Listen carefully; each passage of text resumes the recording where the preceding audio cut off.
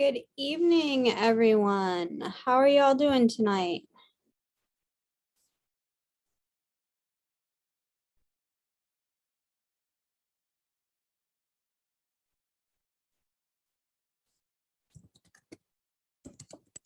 I'm good. How are you? Tired, but good.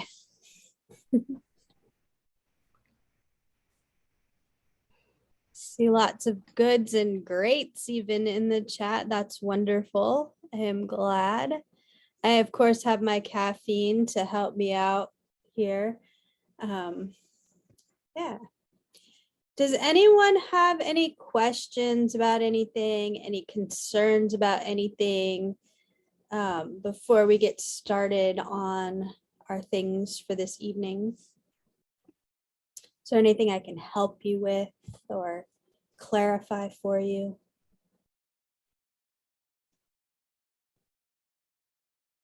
Anyone?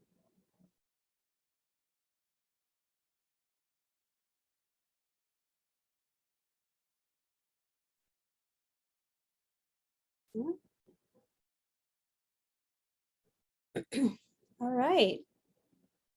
I mean, that's pretty good, but if anyone does have any questions or concerns about anything, please let me know so that you aren't just, sitting around wondering and feeling lost. It's not a good feeling. Especially if there's someone around who can help you. And that's my job and my pleasure to help people. Like I could go work at Chick-fil-A because I can say my pleasure. Anyway, yeah, kind of in a weird state of mind right now. I just took a nap, so I'm like trying to wake up.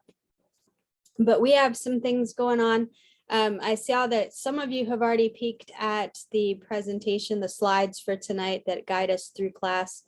I really do have to do these for myself as much as for you guys so that I can stay on track.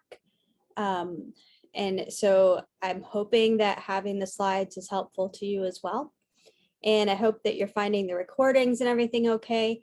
If you haven't been on Blackboard today, I did put last week's stuff that we were working with into its own folder. The folder is labeled and it has a table of contents on it so that you know what's in there. I will be doing that every week once we're kind of done with the material for that week. I'll move it into a folder so it's still accessible to you, but a little more organized than everything just being thrown out in the middle of our unit. And because I prefer to think in units rather than weeks, like week 1, week 2, week 3, I've done that in the past and it's irritating to me. So I'm going to try it this way. And if it's not working at any point in the semester, please let me know. And I'm glad that I see some of you are happy with the slides, so that's good. Okay, so I think if anyone else is going to join us, I will just add them as we go, but let's look at what's going on for this evening. Oh, I do want to mention one thing. I know my internet has been really bad. My brother and I were doing some troubleshooting last night, and it looks like it's really just AT&T's service is pretty bad. And I'm basically not getting what I'm paying for. So I'm looking at switching to Comcast. I have no idea how long that will take. I hope tomorrow to put in the order for service and as soon as possible get that fixed. Yeah, we'll see. But in the meantime, just bear with me. And since I'm going to share screen for the slides, I'm going to go ahead and turn my camera off and then share screen.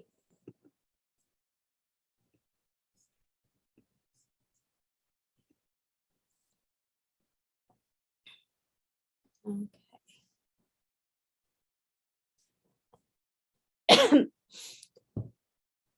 All right, so today's focus is really on writing resumes.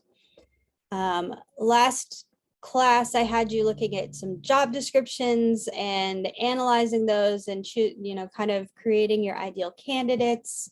And so today we're going to kind of take that and make it a little more personal. We're going to look at how you can write your own resume for a job that you would like to hopefully get. Whether that's real or hypothetical right now is entirely up to you. But we're going to pretend that it's real, even if you're still kind of in the, it's more hypothetical phase of things. Right, so tonight we're going to be looking at the rhetorical situation of a resume. We're going to talk just very briefly about ethics, and then we're going to go back and look at the skeleton or the parts of the resume, and then you'll have your assignment. And of course, in between there, we have, or within these parts, we have two small group activities that you'll do that I hope will be helpful to you in kind of applying the material and being prepared to create your own resume. So let's start with the introduction.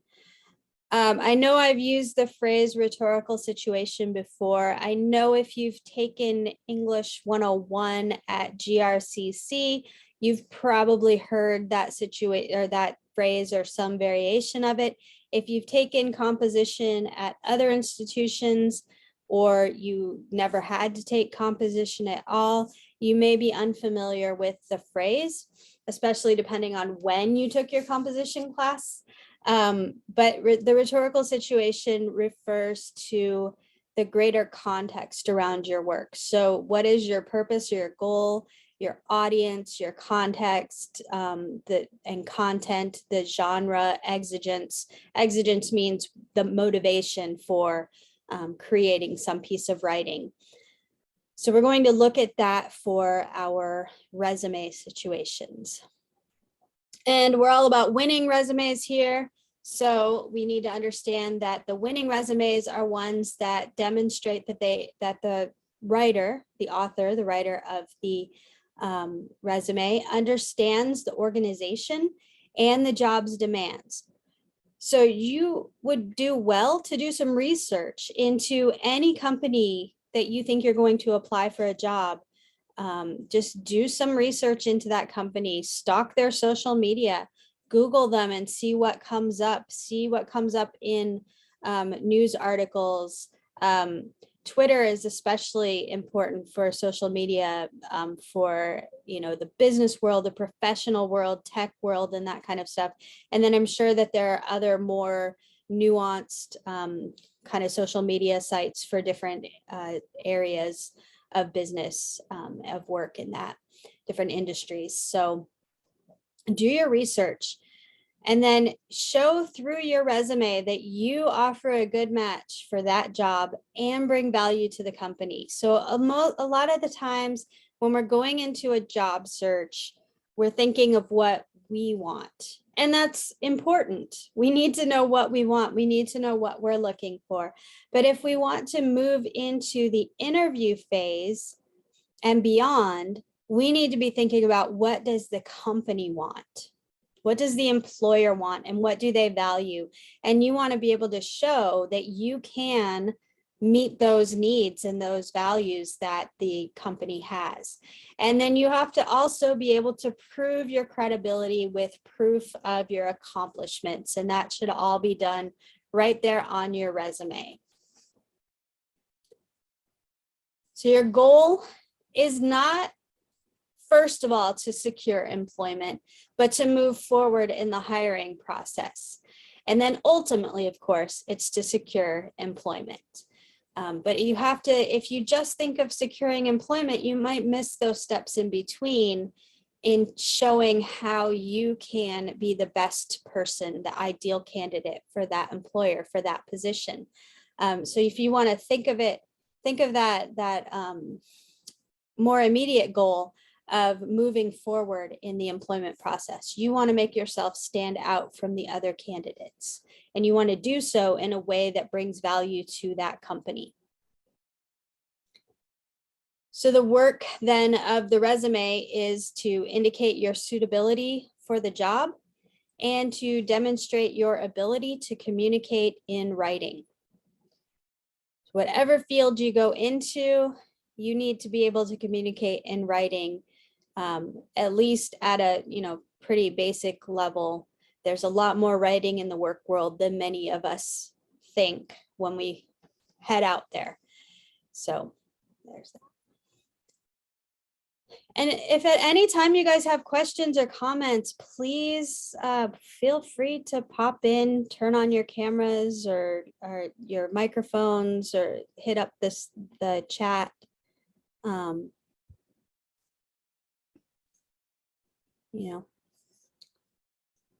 Okay. And the audience, of course, is the company. Whatever the company, the hiring committee, the hiring manager, whoever is, the one who's actually putting their hands on your resume, that's who your audience is. So again, you want to match yourself to the job, which means you need to customize every resume to the specific job and employer. You should. Yeah. Actually, this is a really good comment. There are so many people that do not understand that it is your personal marketing tool. Yes, your resume is your marketing tool. You are marketing yourself. That is a good way to explain that you are putting yourself out as almost as like a product. That sounds so, I don't know, inhuman, but you're putting yourself out there, you're marketing yourself as an asset to this company. So you want to make sure that you understand the company and that you can do that you can customize your resume to the specific job and employer. Now, does that mean you have to create a new resume from scratch every time you apply for a job?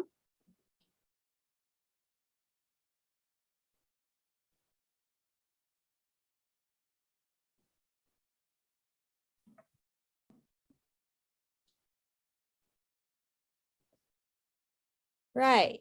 No, we've got this in the chat here. No and no, but you can change it to fit. Right. So what we're doing in our assignment for this class is you are going to be matching your resume to a specific job, but in the process, you're going to have a resume that then you can customize, and you're going to have the tools, the knowledge, and ideally the skills to be able to customize this kind of skeleton resume to fit whatever job you're applying for. And so every time, since you do have to customize, you do want to research the company. This is understanding your audience, who they are, what they're looking for, what they value. You had practice with that just using the job descriptions last week. When you're applying for real, you want to take it farther. Take it further and go look in all the different places that you can find where that company is speaking, their website, their social media, the news articles, whatever you can find, possibly even employee reviews, as far as like people reviewing the company as a place to work.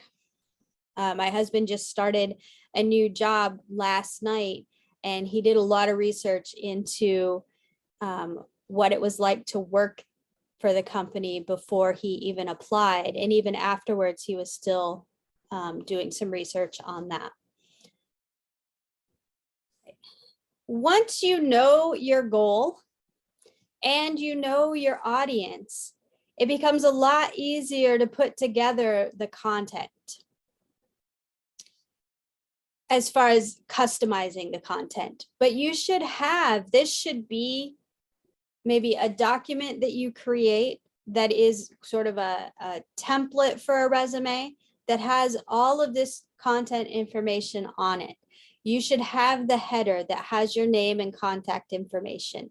You should have a summary statement of some sort. There are 3 options that we'll be looking at later. You should have your education, your experience, your specific professional skills, and any awards and accomplishments that are relevant to this, employer that you might be working for. Let's see, I have a question here. I made a resume a while back. Can I use it for this assignment, or do I need to create a new one?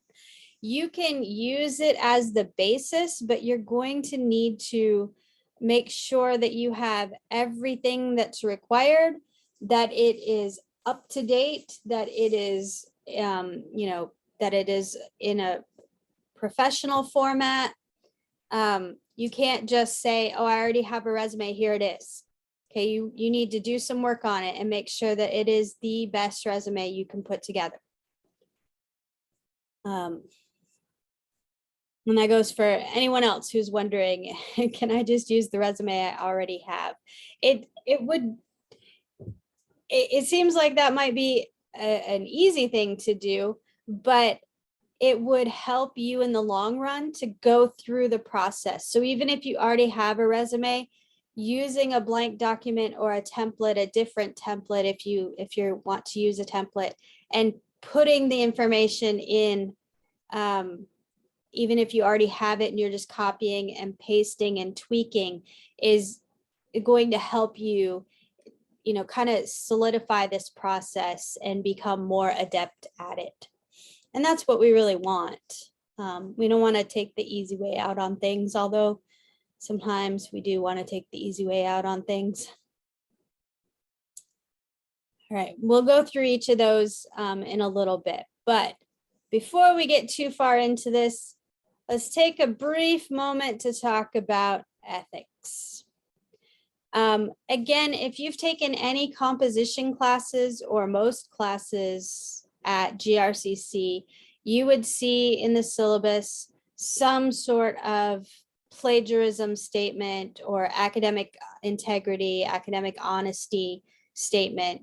I assume that there's a whole bunch of you from Ferris in this class, and I assume Ferris has something similar that's required as part of the syllabus. And then I think there are people from maybe a couple other institutions that the same thing. I'm assuming that you would have seen these kinds of statements before. There's one in our syllabus for this class that anytime you copy someone else's work and don't give them credit, that's plagiarism. And we consider that an ethical violation. But ethical or academic dishonesty, ethical dishonesty goes farther than that. And one of the things that we're talking about in this, we'll be coming back to more ethical situations later, but in this talk of resume writing, we're talking about truthful representation. We want to make ourselves out to be the ideal candidate for a particular employer. But what we don't want to do is overinflate our accomplishments or skills or responsibilities. Because if we go back to the beginning of these slides, we see that our resume needs to offer evidence of what we're capable of and how we fit the qualifications that the company, the employer is looking for, how we fit what they want. And if we overestimate, if we overinflate what we're able to do, we're misrepresenting ourselves. And that is, really not a good thing if you get into a job and you've misrepresented yourself and your employer then realizes that, hey, you actually don't know this programming language the way you said you did, or you really don't know this software very well. You just think you're going to watch some YouTube videos on the side and figure it out really quickly. You could get fired. You could lose that job. And we have a comment here: being forthcoming about shortcomings is a part of professionalism. And that is true.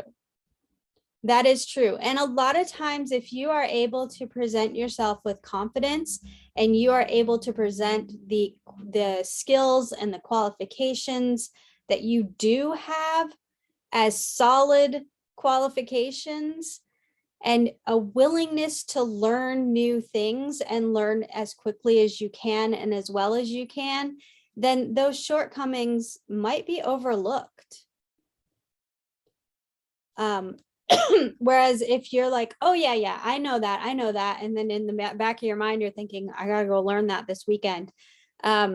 that's going to come out at some point. And that's not going to be a good look for you. So always ask yourself, am I willing to take responsibility for what I have written? Everything I've put in this resume, am I willing to take responsibility for it?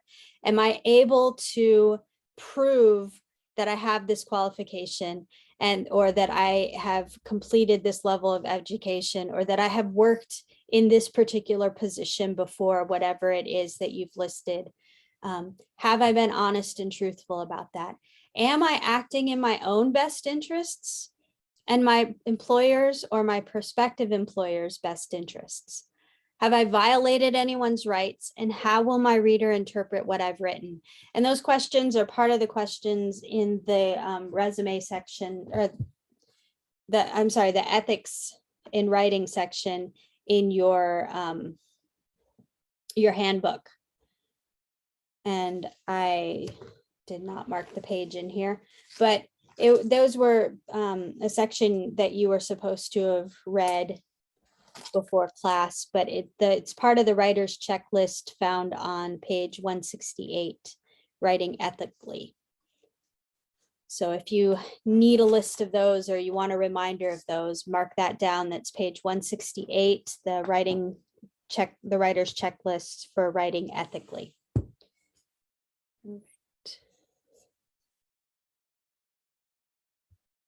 Okay, so we are going to do a little activity, get you guys talking to each other instead of just sitting and staring at a screen. Get you thinking together and take off some of the pressure of having to have the right answers all by yourself. And those of you who are like me and are more like cats and would prefer to do your own work, it's good for us. It's good for us to stretch ourselves and get out there with a group of people. So, we'll make it as painless as possible. So let's see, who wants to do some math for me? We have, I think, 18 students tonight.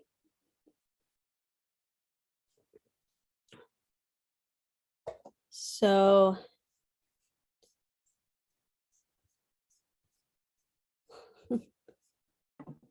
somebody wants to, let's see. 6 groups of 3. Yeah, I think that's what I was trying to do, is figure out if I'm considered one of the 19, and I am, so 18, yeah. So I'm gonna do 6 groups of, I'm actually gonna set it up as 6 groups of 4. No, I'll just create new groups if we need to. I'm gonna set it up as 6 groups of 3, and anyone who comes in late, I'll figure out what to do with them. Thank you. Yeah, I teach English, not math. Okay, so what you're going to do is you're going to follow this link here in resume evaluation group exercise with your group, and it's going to take you to this document that will open. And this document, what you're going to do is look at the resumes. There are, I think, 3 of them. And you're going to make a list together of what the writer does well, if anything, which all of them have to do something well. And then what specific mistakes the writer makes, and 2 or 3 specific suggestions for improvement.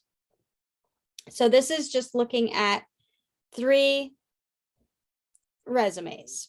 And I want to see what your thoughts are, what your evaluation of these resumes are. And some of you will look at them right away and have a lot to say about them. And some of you will, maybe not be as familiar with what we're looking for yet. But this is to get us warmed up and thinking about what we notice, what we don't, and, what we need to be doing. Where can we find these resumes? If you are in the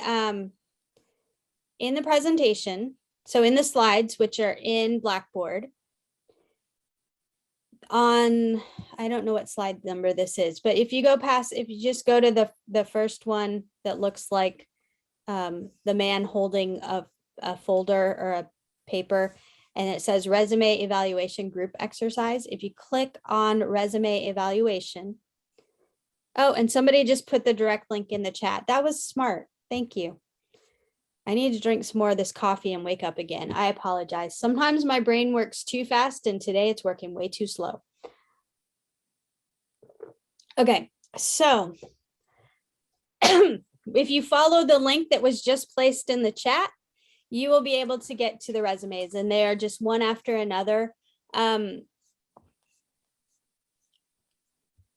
worry so much about being on more than one page. Some of that is because I added the instructions at the top and kind of messed up the paging, but looking more at the content and just evaluating that with the skills that you have, the knowledge you have about resumes. So I'm going to go ahead and set up our breakout rooms and let you get to that.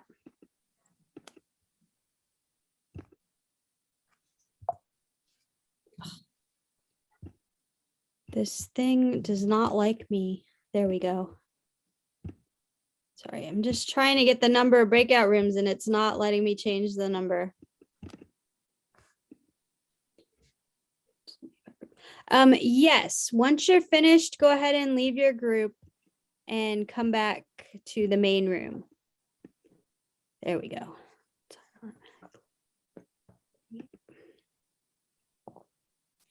All right, any other questions or comments or concerns before I open the rooms?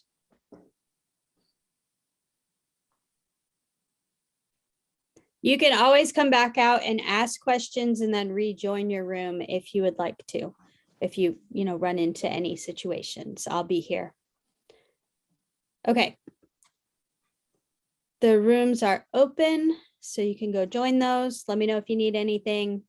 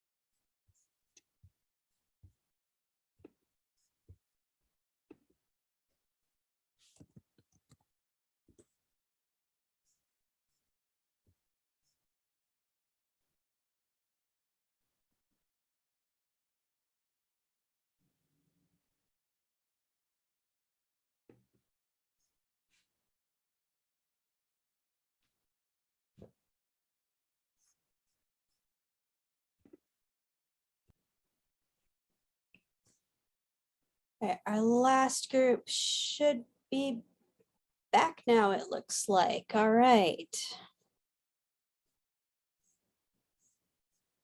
Okay, so now's your turn to talk. I'm going to go ahead and share the document through my screen.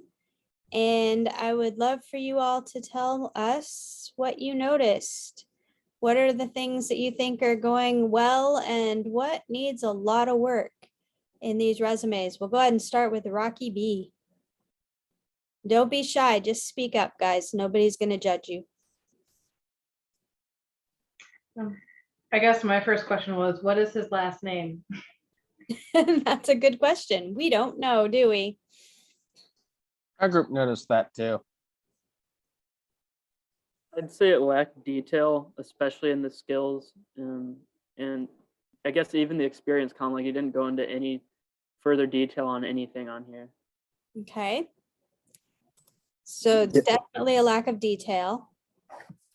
Yeah, a lot of misspells. The centered writing does not look very professional at all.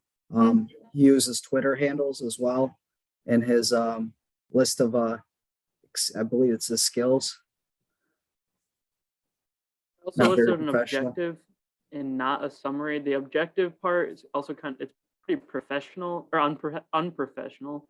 Saying you're just going to get a high-paying job and what you lack in experience, you bring in confidence. There's nothing professional about that. Right. And we do have a comment in the chat about unprofessional comments, lacking detail, typos. And another one brings up big money right away. Yeah, the lack of formatting, I guess. Mentioning your hobbies as well as like part of your resume is a strange thing to do. Unless your hobbies have something specifically related to the position you're applying for, or they demonstrate something important, something unusual that's relevant, you really don't want to include your hobbies. Yeah. Any other comments about Rocky's resume? What are the chances of Rocky getting a job in any sort of business or professional setting? Not very likely. Not without a lot of help on his resume, huh? Okay, what about our next one, Hillary Peterson? What do we have? What did you guys notice? What would you like to say about Her Hillary? summary was very unprofessional. She used slang and said ha ha and just not very professional, and you shouldn't really do that for a resume. Okay, Her email address is a little bit, she could have done like a little bit more professional email address. yes. When you're going into when you're looking for an actual job, you want to use an email address that usually is just your name. You know, I just use, because my last name is so long, I use my first initial and my last name, B Springs to be. It's actually just like my GRCC one, but it's Gmail instead. That's the one I would use for applying for jobs. I do have other email addresses that are, you know, much more fun, the names, but that's the one I would use for applying for a job. So yeah, you want to be a little more professional about that. We have a couple of comments in the chat with, she has two skills sections in two separate areas, which is kind of unfortunate and makes it kind of difficult. The experiences are very minimal. There's another one that I'm not sure if it's about this one or the previous. Doesn't really talk about what they could do for the job, but I think it's true for both of these, the Rockies and Hillary's. Oh, and someone did say in the chat that they wouldn't give Rocky a call. I agree.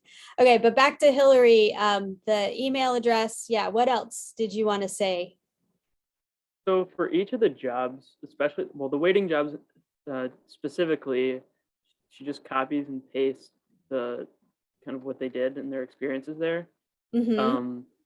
For the one job as a sales associate, they didn't hold that down for very long, and it's not given like a time frame, like how long they were actually there. And besides that, though, positive notes, this person held down most of their jobs for a good amount of time. The first one was a year, which is kind of like the minimum for employers. The second one, a lot of times employers will just kind of ignore that if it's not a pattern, that you're only there for a short period of time. Now they want to know why you were only there for a short period of time, but besides that, they can move on. And then the fact that there were two that were held down for 3 years at the same time is pretty impressive, and the final one being 6 years. Good. Yeah, those are some great positive comments about Hillary. Hillary does have some things to offer. She's just not quite there in presenting them effectively in a resume. Do we have any other comments that you would want to make about Hillary's resume? Yeah, her layout in terms of her work experience, she has her oldest place of employment first, and then her most recent last. So presenting wise, that just not a good look. I would Yeah. even say education should maybe be at the top and skills should be at the bottom. Yes, I agree with all of those comments. Yeah. If she has, yeah, the sigh at the end of the education. Yeah, I agree, Nelson. That's probably not appropriate there. And by probably, I mean definitely. If you're not proud of your bachelor's degree in English, keep that to yourself, especially if you're trying to get a writing or editing job, as she claims she wants up in the summary, or where did she have that? Oh yeah, in the summary, seeking a full-time position as a writer. So if she is claiming to want a full-time position as a writer, then I'm not sure who said, because I can't see who's speaking now, the way this is set up on my computer. But whoever it was who was giving us that good last information, the education and then the writing, editing experience probably should be at the top of the resume, like up at the top before the experience, because the experience has nothing to do with writing and editing. So the most relevant information, the most relevant to the job information should probably go first. All right. Anything else you guys want to say about Hillary?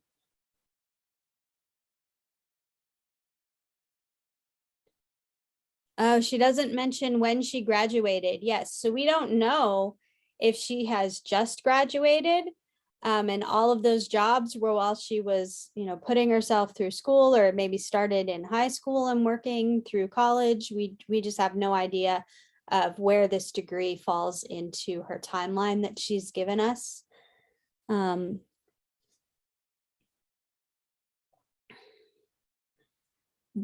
Okay, Beth is asking a really good question in the comments. Shouldn't that either be a separate document to explain her editing and writing experience, like a portfolio? I would say it depends on the particular job she's applying for and what the employers are asking for.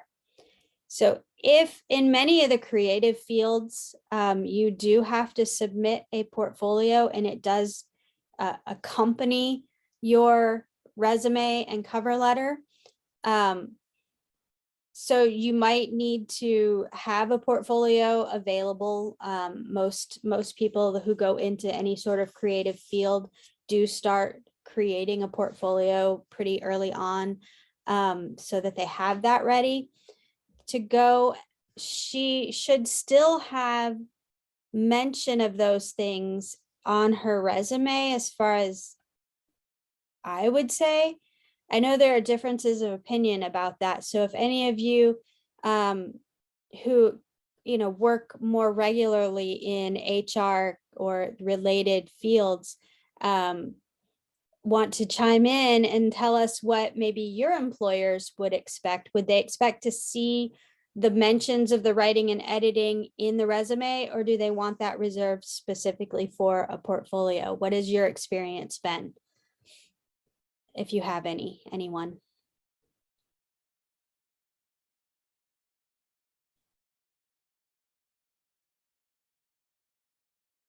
No one has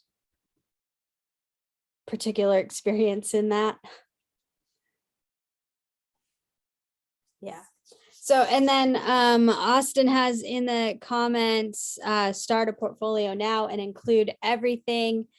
I think that's a really good idea. Just for any of you who might be going into any fields where you have to have a portfolio. It's not just creative fields, but others where you have to have a portfolio of your work. Keeping everything in one place and keeping it organized is really good, because you may not need to show everything to a prospective employer. You may, but having it all in one place makes it easy for you to pick out the things that you do need to share or do want to share in a professional portfolio. And Grace is feeling like a portfolio would be more suitable. I think a portfolio would definitely be an asset to her job search. And we are going to talk a little bit more about accomplishments in that as we go through the rest of the material tonight. But just right now, the idea that a portfolio might be the best way to go about this is a good one to keep in mind. Any other things to say or ask or share about Hillary or about your experience that's related to this?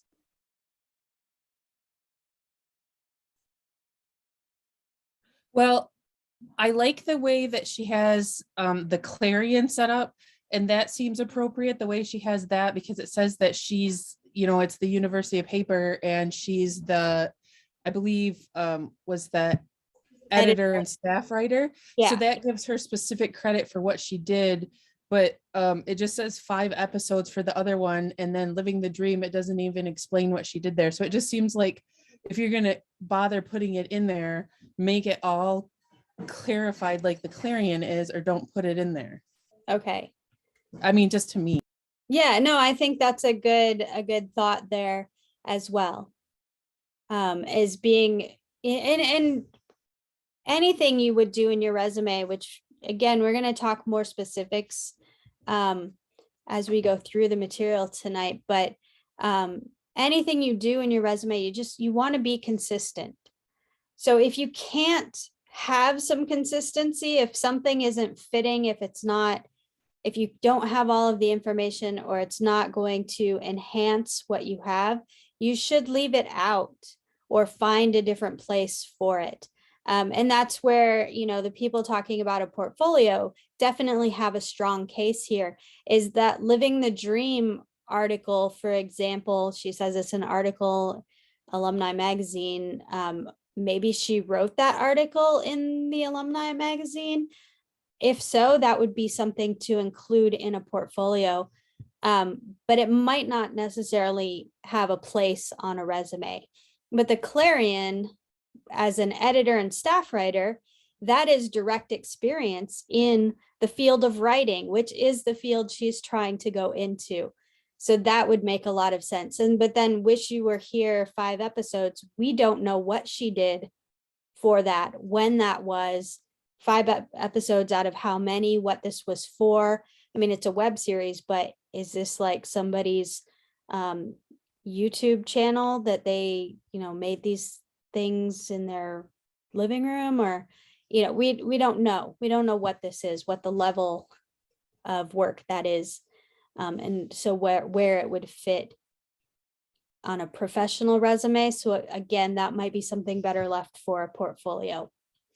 So the main rule is that it needs to be relevant directly relevant to the position you are applying for in order to go onto your resume.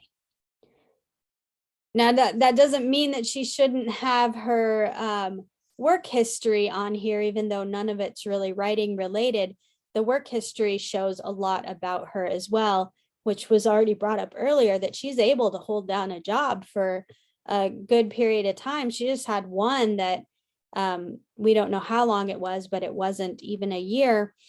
But we don't know why. And that's the outlier in her work history.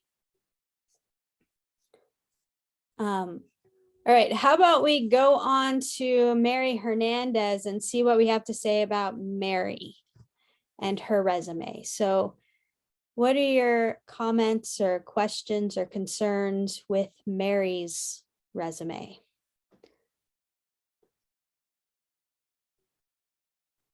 Okay, so we have a comment in the chat. The best of breed skill shows confidence, but can come off as a bit egotistical or boastful to a potential employer. I agree. And one of the pieces of advice, yeah, write like a professional. One of the pieces of advice besides writing like a professional is don't use these, don't use the words and phrases that inflate too much, you know, just keep it professional and avoid cliches and kind of worn out phrases like that. Yeah, and the skills in general are there. So the phrases used are like detailed phrases, but also some of them like dynamic, self-motivating to me, and that just kind of sounds the same thing. It's a little boastful. And I know it's hard because you want to use descriptive words, but that's like part of the balance, right? That's, you have to find how to use descriptive words without sounding egotistical. Right. And that is what can make resume and cover letter writing so difficult, is how do you make yourself sound good, as in experienced and skilled and professional, without sounding like an arrogant jerk. We have comments in the chat. There are a lot of abbreviations. Yes, you want to you want to avoid all of those abbreviations. Yeah, like in under computer skills with Microsoft, PPO and X. I mean, yeah, we could probably figure that out, but if somebody's just skimming through your resume to see if they want to read it more in depth and read your cover letter, and possibly invite you for an interview, they don't want to have to stop and think about, well, what is that? And then what on earth is this degree?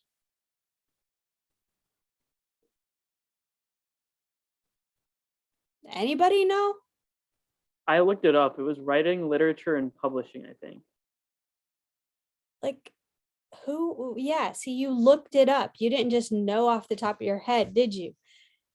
And I teach writing, and I didn't know what it was off the top of my head, you know? So write it out. Again, own your degree. If you worked hard to earn that degree, own it, write it out so that everyone knows what it is. And then her whole skills section comes off really pretentious. I agree there. Let your achievements show what you're capable of. Yes. I would also mention, and maybe somebody else would say this, I don't know if I'm taking your comment, I'm sorry, you can still say it, but Adobe, there's a whole lot of stuff with Adobe. So what can you do with Adobe? Don't just put Adobe.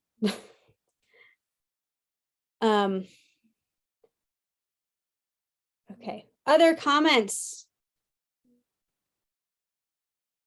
I kind of cringed at the use of synergize and like how often it was used. It's used like 3 or 4 times in here. Yeah. if you're cringing, it's probably not what you should use. No, you want to use, I mean, just like any other writing that we talk about, you want to be clear and you want to use just normal language. Again, don't try to make yourself sound fancy by using words like synergize. And I don't know, what is synergizing backward overflow? Remember, I teach English. I don't live in the business world. I'm assuming this is business related, but what is backward overflow?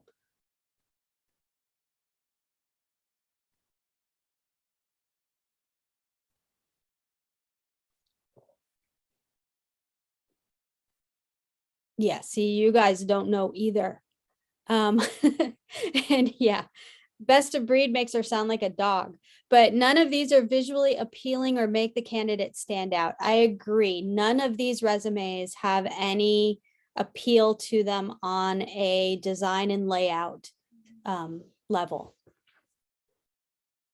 Dynamic, self-motivating. She could have just said self-motivated. Yes, she could have. Like the most clear, the clearest thing that she has said is results driven.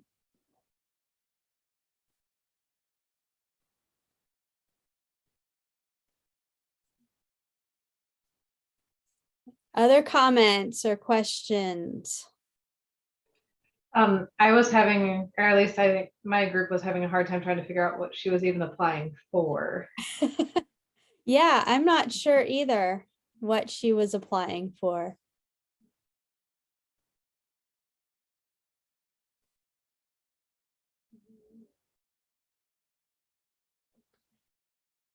Yeah, and another comment, big words are great if they add and fit. True. And in this case, it doesn't work. All right.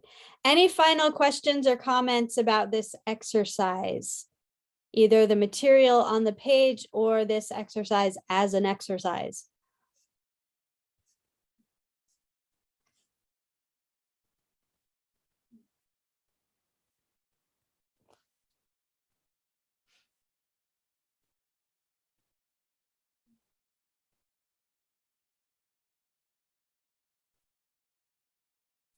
Okay, if you do have something, feel free to jump in at any point in time, but we're gonna head on to the third part of our class tonight, which is the skeleton or the parts of a resume. I chose skeletons. I was having a really hard time thinking of another word or phrase to put there. To keep with my, theme of titles, whatever. Okay, so the parts of the resume. We have some specific parts that are common to all resumes. And then there are things that are, changeable parts you can have or not have, but the header always has to be there. You always have to give your first and last name. Unlike Rocky B, give your first and last name. Avoid titles like Mr. or Mrs. or Ms., things like that. If you do have, if you are a lawyer, you can put the JD after your name, Juris Doctor, the JD after your name. If you are a medical doctor, you could put MD, or if you're a doctor of osteopathy, DO.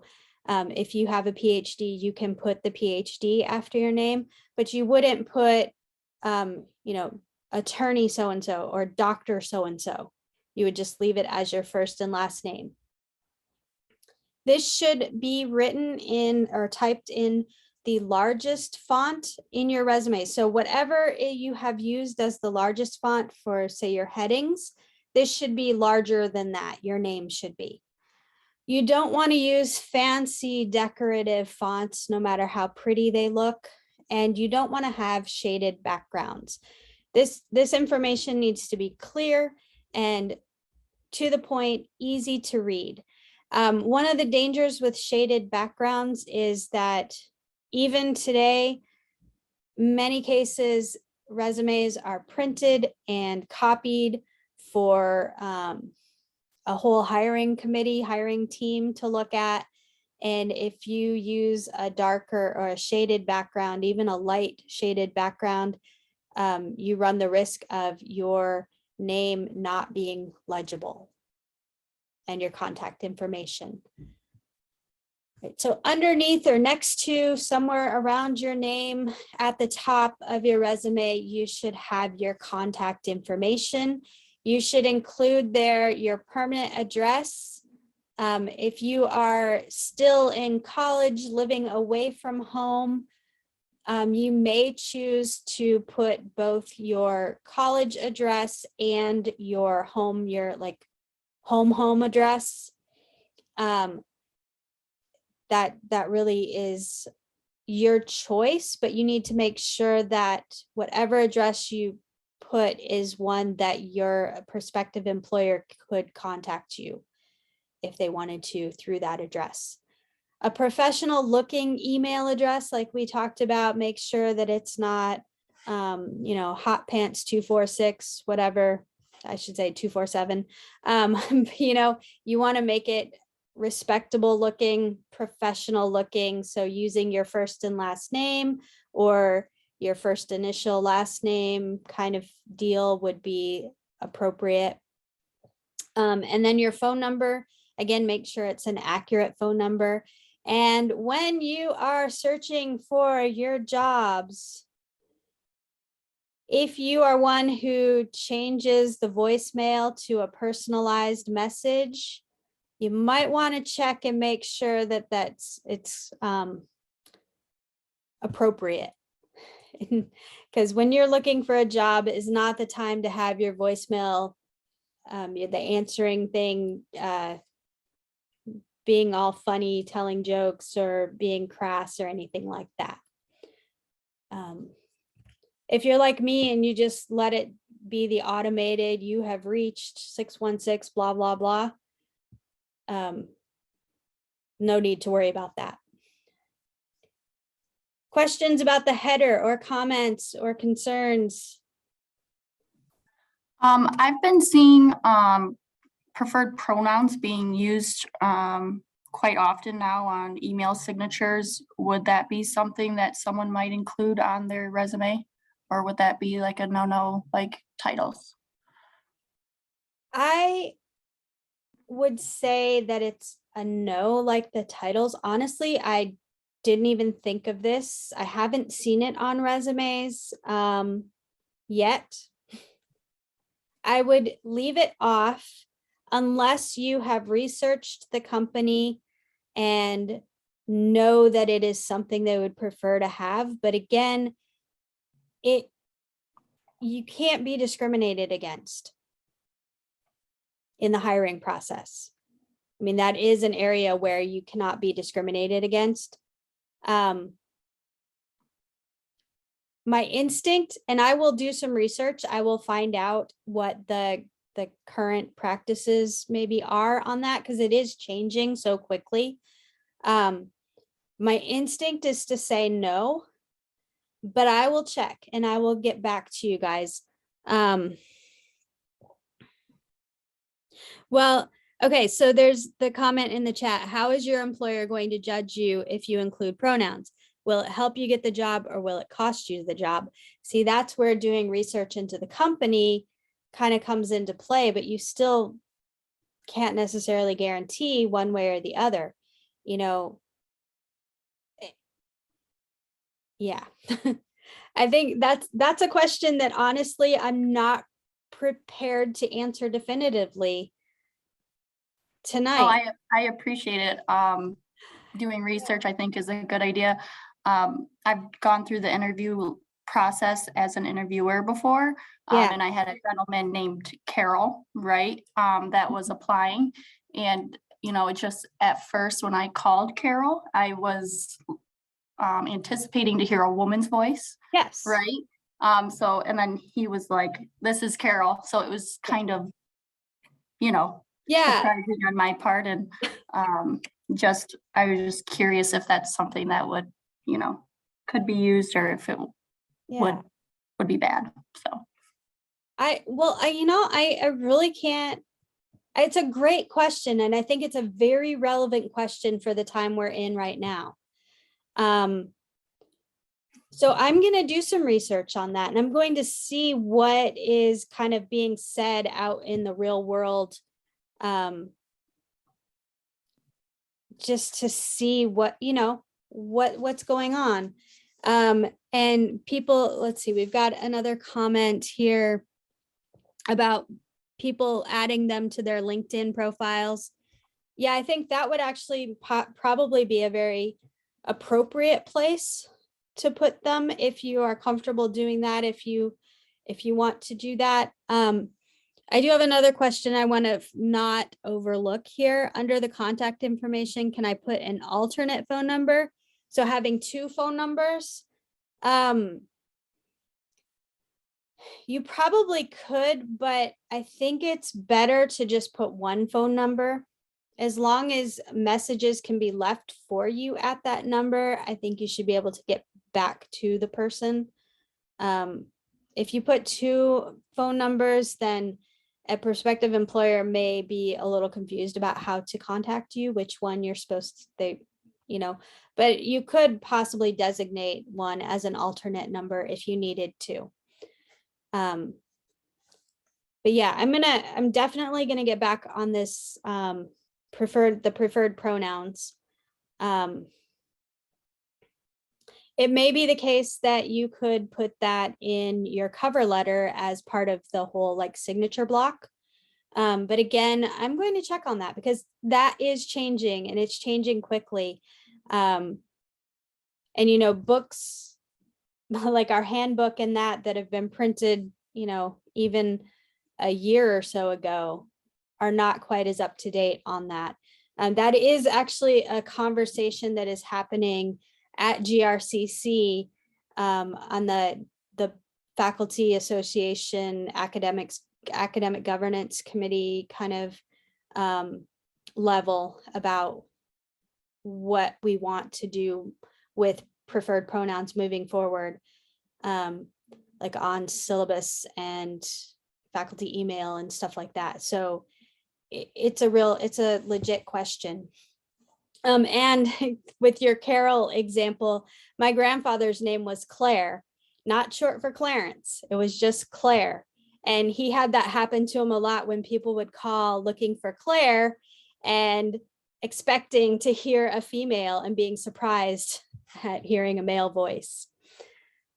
Oh, and Beth's dad was Jackie. So yeah, there are a lot of names that are ambiguous. We might expect one thing and get something different. So yeah, I've got that written down. So I will check into that. Any other questions or comments about contact information or name on the resume? Or anyone have different experiences that you would like to share?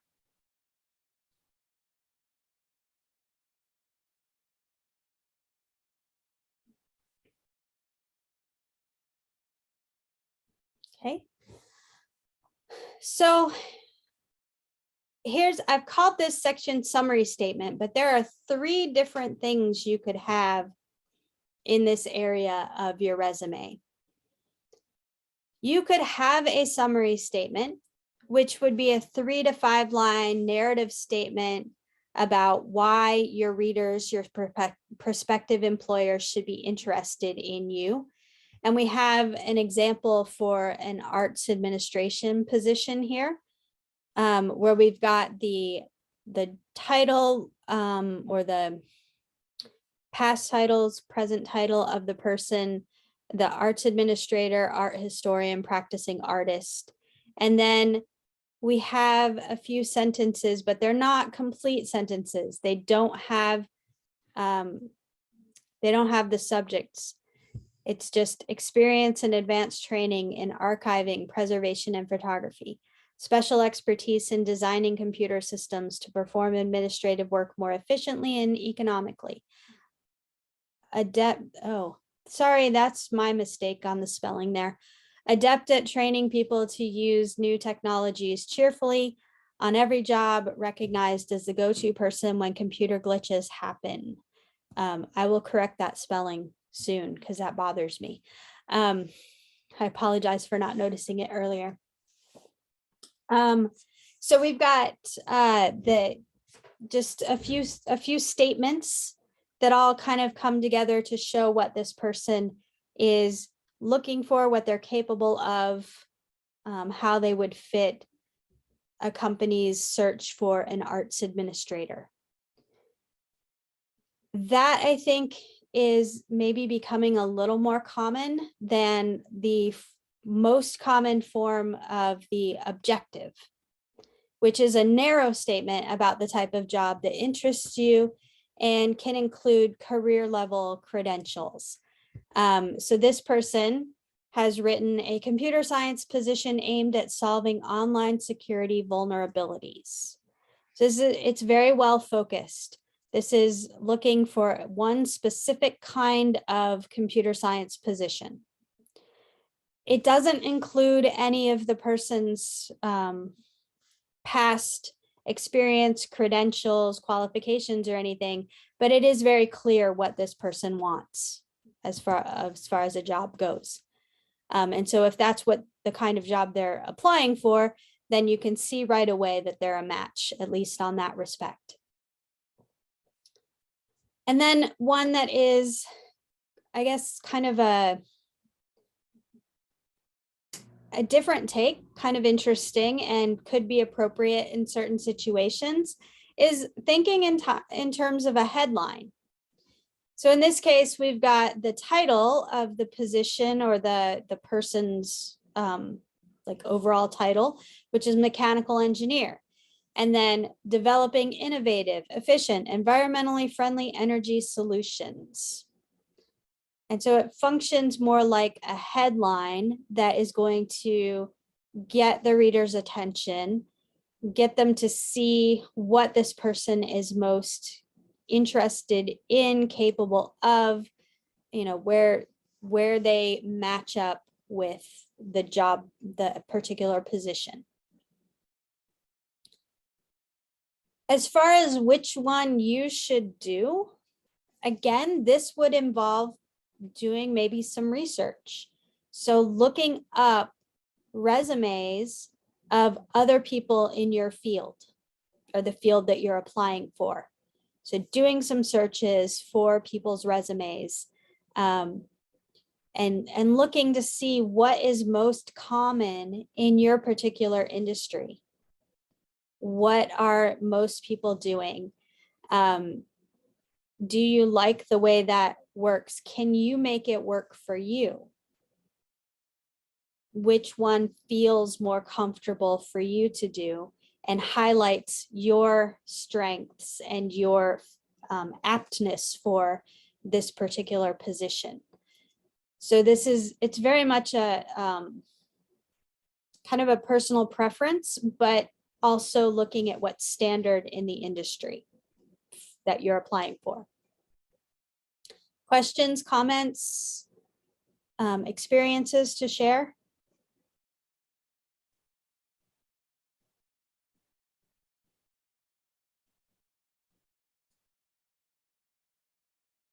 I'm going to be a little honest and vulnerable right now and tell you all that this is the part of the resume that I hate the most. Writing this summary statement, objective, or headline. But of the three, the ones that I am most drawn to are the headline, if I'm feeling witty enough to make one that's interesting and accurate, or the summary statement, because I feel like I can communicate better in that format than in a one statement objective that's so narrow.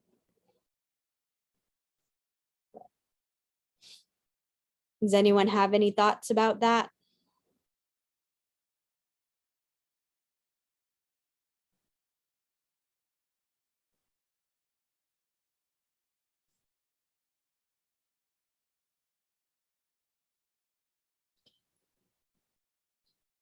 Okay. Another section, but doesn't necessarily have to be the next section, is education. So in the education section, you should list the schools you have attended. And by schools, we're really looking at college, university, trade school, particular technical training schools, not necessarily high school, unless you are a new graduate or you don't have your college, any further education than high school. If high school is the farthest you've gone, and maybe you're not even planning on going any further, you would include high school for sure. You definitely are not going to need to include middle school and elementary school. Nobody is interested in those. The earliest they want you to go is high school, and then they're definitely, depending on the position, interested in your college career education.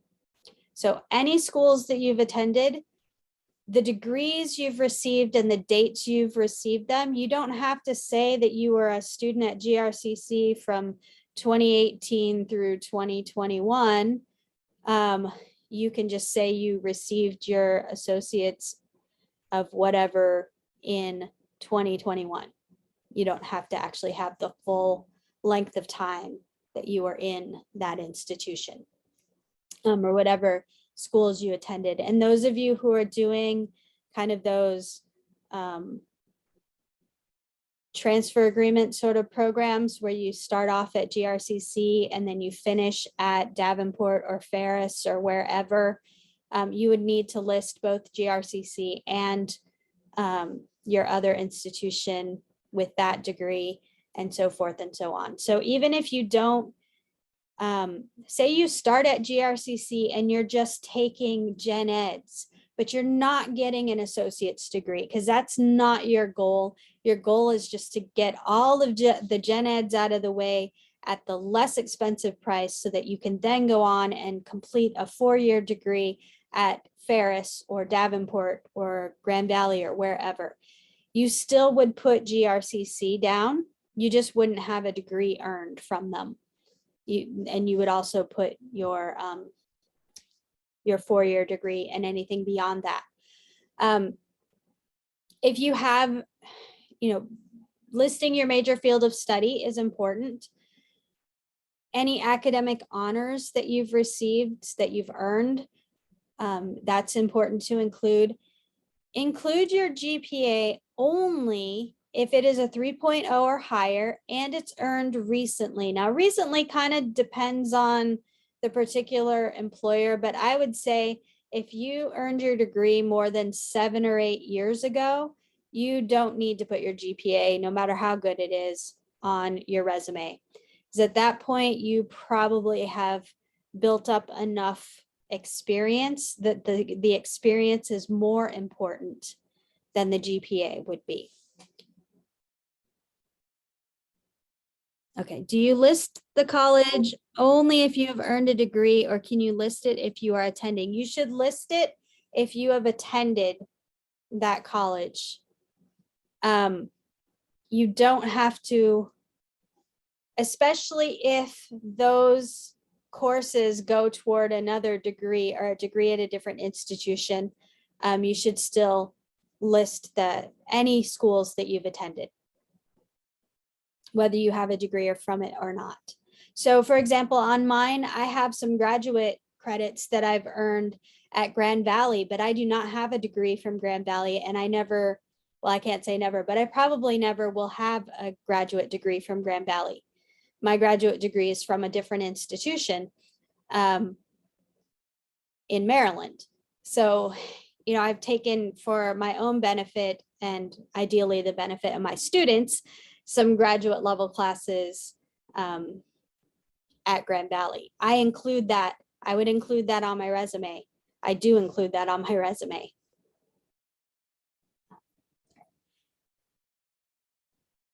Other questions so far?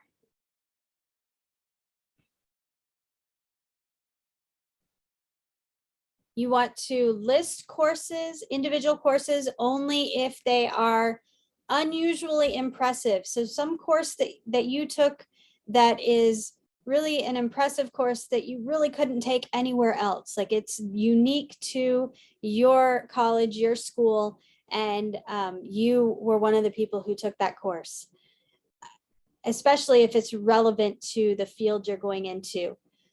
List individual courses if they provide opportunity to include keywords. So keywords is something that's really important to keep in mind. More and more companies are using software to screen resumes and cover letters. And that software looks for keywords.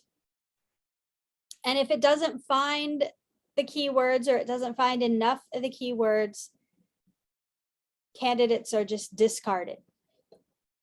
So it would be worth it to figure out what keywords are important to include when applying for your particular job. Now, where are you going to find those keywords? Any ideas? Job description?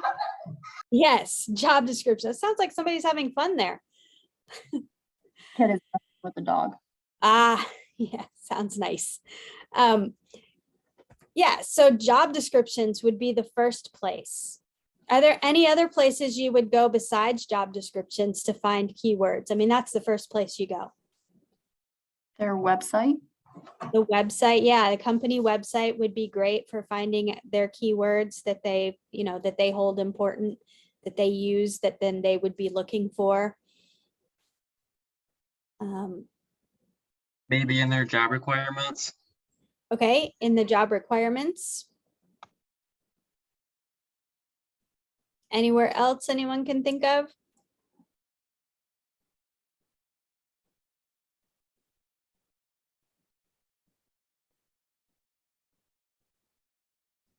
What about if a company, and this is, you know, you would find it on the website, but it might not be the place you would think to go. But what if a company has an employee bio page on their website where they give just a brief description of their employees or even their top level employees? Those descriptions might be a good place to be looking for some keywords.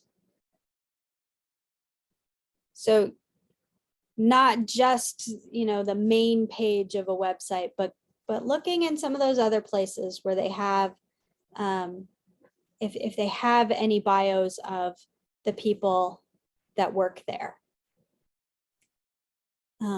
Yeah. And then again, individual courses, list them if they're relevant to your career goals. So if you're going into some sort of a computer programming position, listing the courses you've taken in different programming languages would be appropriate. But listing your course in underwater basket weaving, probably not so much, unless your goal is to show that you are more than just a computing machine. And you would also maybe want to include some skills developed or projects completed during your coursework or through your coursework. Okay. Any questions or comments about education? Anything you want clarified? Anything you want to share from your experience?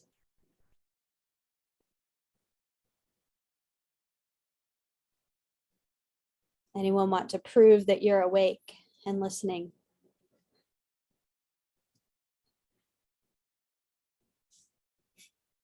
Grace is awake. Austin's awake. Good. I still have some of you. Okay. It's hard when I can't see you all to know if I'm just talking into like the nobody's here zone, but I've still got some of you. Good job. Thanks, guys. I appreciate it. Good. Okay. Just make sure, you know, you chime in if you have any questions or comments or stories you want to tell. Okay. And we're going to go on to experience. Oh, one thing I forgot to mention about the education. And this was mentioned in the discussion of those resumes, which, by the way, I didn't say this, but you guys are all smart enough to have figured this out, that those were very obviously examples of bad resumes on purpose. They were examples of bad resumes. But one thing that you want to keep in mind is when you do list out your education, you want to start with the highest degree or qualification, or highest level of education you've achieved, whether it's a degree or certification or whatever that is, the highest one you've achieved, and work backwards. So just like with the work experience, which we're going to get to now, the most common and expected and accepted organizational structure is reverse chronological, beginning with your most recent job and working backward under a single heading: employment, experience, work experience, whatever particular heading you decide on, but working back under that heading and working backwards. That's the most common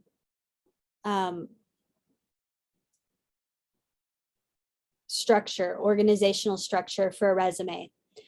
But it's not the only one, and it's not necessarily always the most appropriate one. There is the functional resume, and that one groups similar types of jobs into several sections with specific headings.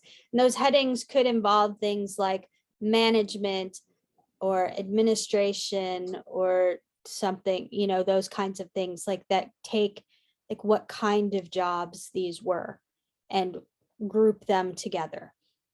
So management, human resources, whatever you've got going on with that. So then you would put those into, you'd put those jobs like kind of grouped together. And again, you would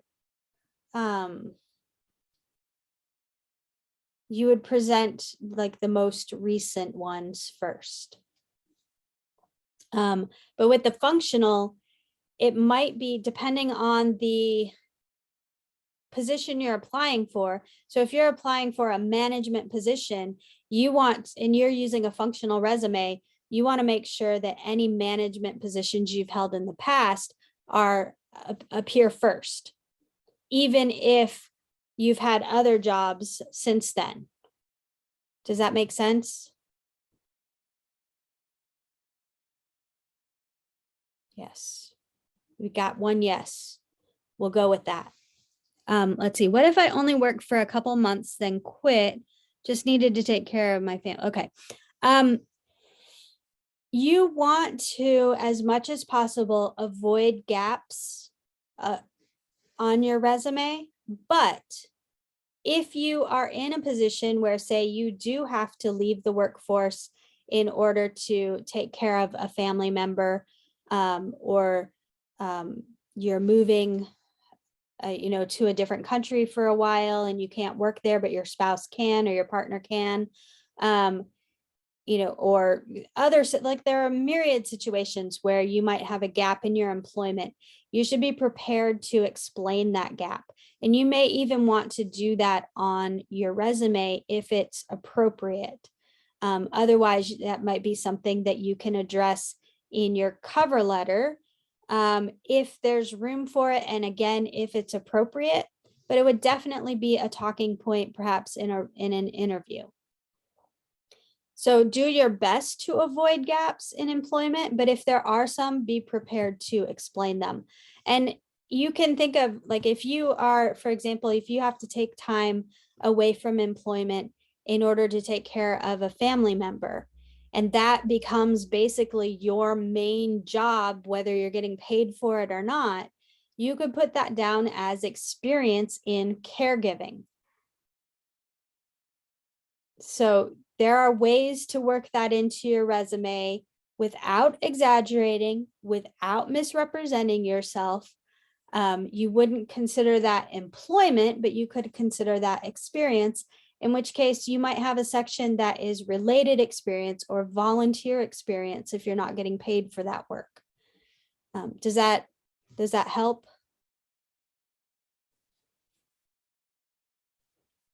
Okay.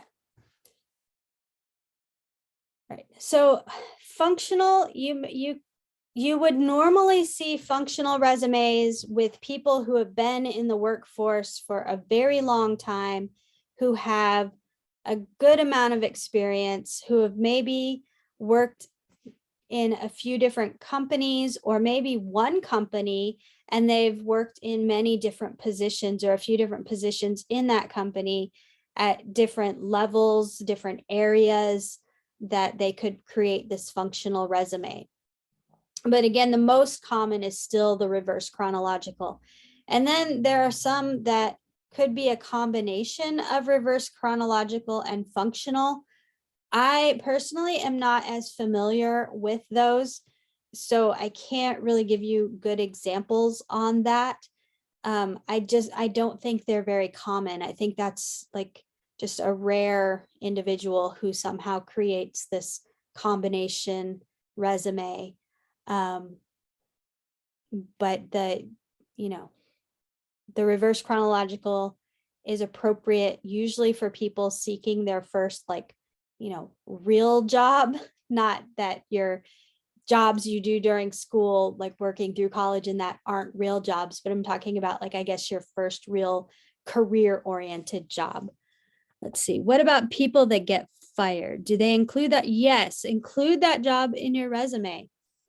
You don't have to say why you left a job in your resume. You're just recording your experience. Even if you got fired, that was part of your experience. You may be asked in an interview, oh, I see you worked for XYZ company. Why did you leave that position? And in that case, you should be prepared to explain the situation in an objective and fair manner without maligning the former employer unnecessarily. Because if this company checks references, if they check your employment history to verify that you really did hold that job in that company, you don't want to have badmouthed the company in an interview and have that come back to bite you. So you want to just be prepared to say, I lost my job because, and you don't have to go into a lot of details unless they press you, but you do have to be able to say, I lost my job because I had a different way of working than they expected, or I made a mistake. I mean, it is a sign again of professionalism just as much as it is to own your weaknesses as to own the areas where you were where you made a mistake. And a lot of times if you've made that mistake when you were young, it's more forgivable, especially if you've grown since then and you've shown that you can hold other jobs. So for on I think it was Hillary's resume where she had the one job that was held for less than a year. Maybe she got fired, maybe she quit, we don't know, but let's assume she got fired. Maybe it was because she just didn't learn that job fast enough. Her skills weren't right, her temperament wasn't right, she didn't enjoy it. There are many reasons people are fired, and it's not always because they're bad workers. Sometimes it's just the bad fit for the job. And positions getting eliminated. Yes, my position got eliminated at Wedgwood, and I put it on there, but hate explaining the situation. But it shouldn't feel shameful. I mean, I know it does because I've been in that position before where my position was eliminated. But that was early on in my working history. And I had a job, they created the position. I was the first person to have that position. They did not get the amount of business they were expecting based on their projections. And then they realized they couldn't afford me or anyone in that position anymore, and they took it away. I did feel shame for a while. I felt like I did something wrong, even though I was not in a position where I was responsible for getting the business. I was a support person. So I was not a front-facing person getting the business. I was handling all the paperwork and the databases and everything. But I did feel shame. But you shouldn't, because it's not your fault. Your position was eliminated. That was somebody else who made that decision, and you were the unfortunate victim. I guess not really victim, but you know what I mean, right? So yeah, it feels icky. When listing our jobs and when we worked for the company, is it recommended to give the month started and left along with the year, or is it just the year worked suitable? Okay, so if you begin and leave the job within the same calendar year. So for example, on our friend Hillary's bad resume, she had her cashier job or whatever that was, sales, I don't know, 2007 to 2007. In that situation, you would do well to put the months. But if you worked from 2007 to 2008, you don't really need to put the months on there. Yeah. But you do want to keep it consistent. So in the one situation, I probably would have just put 2007 and left it at that. Usually it's just the years. But again, look through resumes in that industry and see what other people are doing. If it's common for people to be putting month and year, go ahead and put month and year. Mine currently, because I've been in the workforce long enough, I don't put the months anymore. I just put years.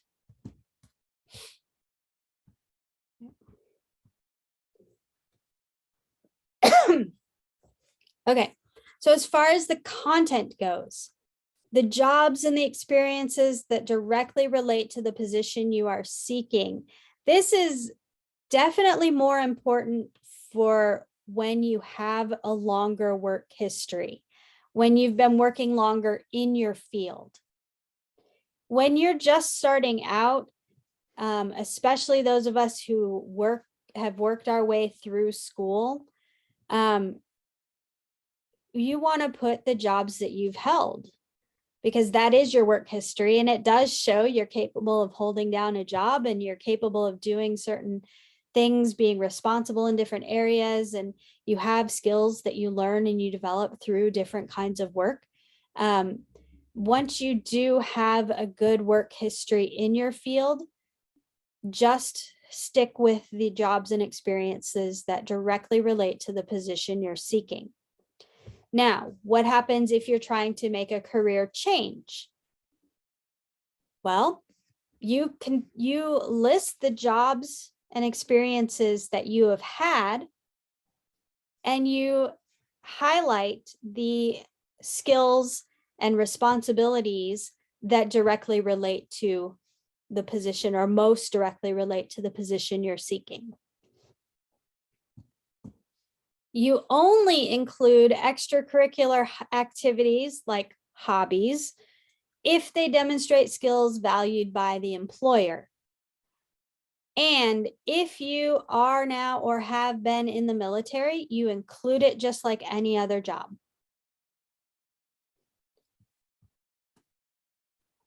Questions or comments about the content so far?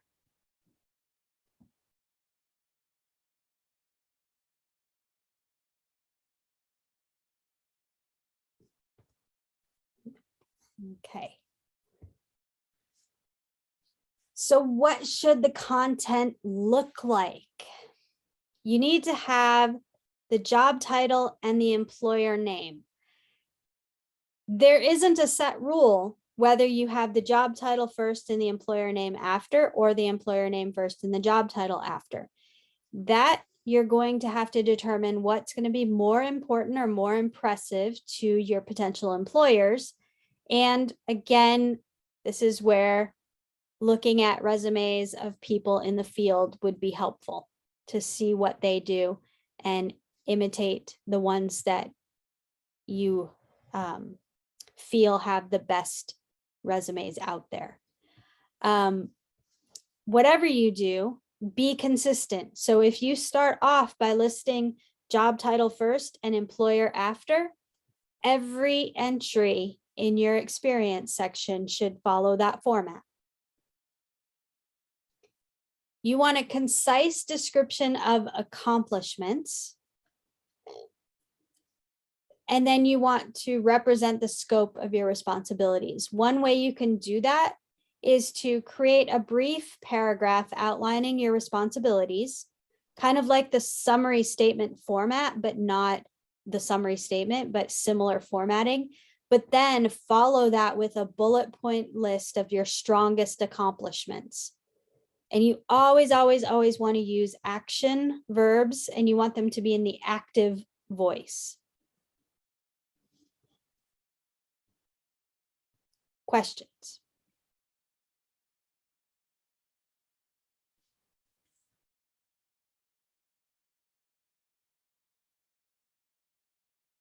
Okay. Then we'll go on to skills and/or professional development. Some fields you're going to find that skills, that highlighting different skills that you have is more important. And in other fields, it's professional development that's more important. In some, it's a combination of those two. So skills are things like fluency in a foreign language, which these days can really set you apart and can actually get you the job. Writing and editing abilities, if you have any particular writing and editing abilities, those are important. Specialized technical knowledge, those of you who are in fields where you're using certain software and all of that stuff. Your technical knowledge, your computer skills, your specific programming languages, your ability to use or develop certain software, your familiarity with different hardware, those kinds of things that are very concrete. I know that there are a lot of like qualifications or skills that you can get by doing different courses and things in the computer field. My brother is a computer engineer, and so I hear all about it from him. Yeah, so there's a lot of that. So you can put, and then in other fields, like different engineering fields, of course, you have different qualifications that you earn. You can put those things here. Professional development, like in the field of education, for example, professional development is very important. And there are other fields as well. I know that law, you have to take a certain number of courses over a certain amount of time in order to keep your license active. I think that's the same in many fields. You have to continuing education courses. You participate in various workshops and trainings. On my resume, the professional development section is really long right now, and I probably need to go through and maybe do some groupings or something like that soon, because the list will be longer than one page soon. But that's because I take advantage of most of the professional development opportunities that are relevant to me at GRCC because they're free. And I like things that are free, and I'm a nerd, so put those two things together and I'm like signing up for all the courses. So there's, you can decide which one or both of them or neither if you're at a point in your career, in your education, your training that you don't have anything specific to put there yet. You wouldn't necessarily need to include this in your resume. But if you have specific skills, you have participated in some useful, relevant professional development opportunities, definitely put them on your resume. Questions, comments, concerns? So I do have one question. I was always told that a resume should be roughly one page, maybe a page and a half. Is there like anything you would recommend the length of a resume should be, or?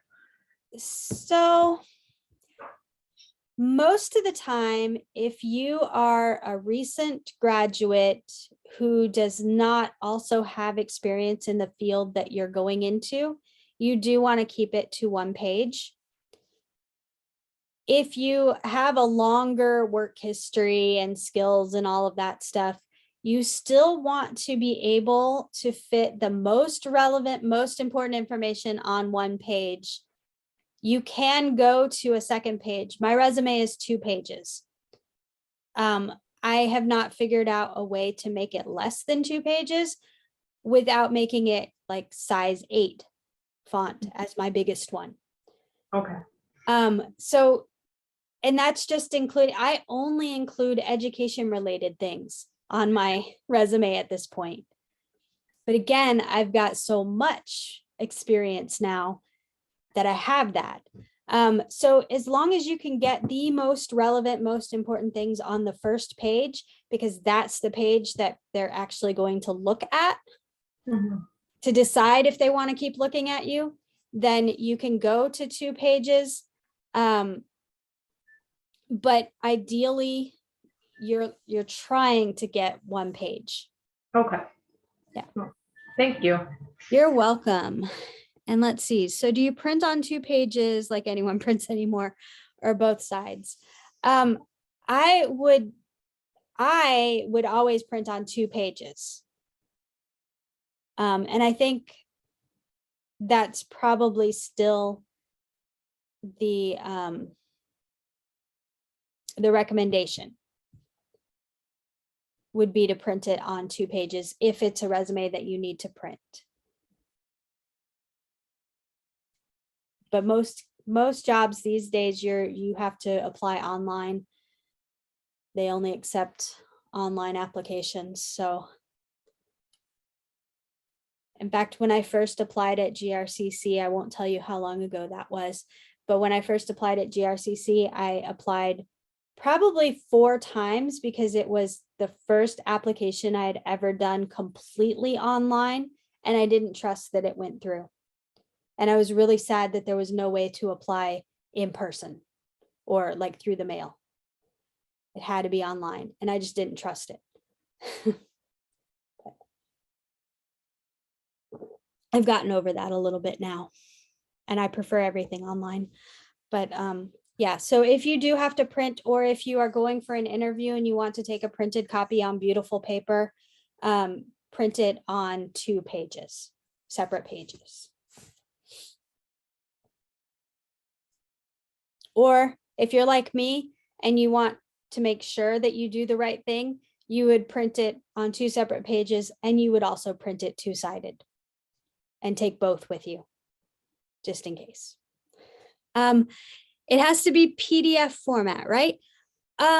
So most businesses, probably 70 to 80% of businesses, use Windows-based systems. So they would have the Microsoft Office suite. So Word is still an acceptable format, but PDF is well, it really is the most universal. I always use PDF. In fact, the computer that I use most often doesn't even have Word on it, and I'm not going to put Word on it because little secret here, but I prefer Macs and I prefer Pages, and I don't really like Word. So if I don't have to use it, I won't.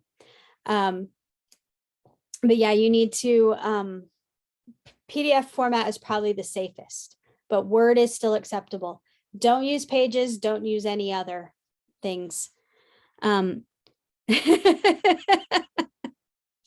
Pink and scented like Elwood's and Legally Blonde, if only. Unfortunately, only Elwood's can get away with that. Now I want to watch Legally Blonde. Maybe I'll do that after class. Anyway. Okay. Other questions? I like the humor that goes on, whether it's in the chat or people speaking up.